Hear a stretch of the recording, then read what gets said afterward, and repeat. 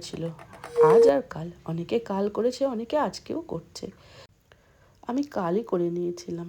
প্রথমে বাড়িতে মহাদেবের অভিষেক করে সন্ধ্যা আরতি করে চলে গিয়েছিলাম মন্দিরে। প্রতিবার না বাড়িতে পুজো করার পরে আমি যাই আমাদের এখান থেকে প্রায় 11 কিলোমিটার দূরে একটা বাঙালি কালী মন্দির রয়েছে। প্রত্যেকবার আমি সেখানেই যাই মহাদেবের মাথায় জল ঢালতে। আসলে আমাদের সাউথে না বিগ্রহকে কেউ ছুঁতে দেয় না, যেহেতু আমরা আমিষ খাই।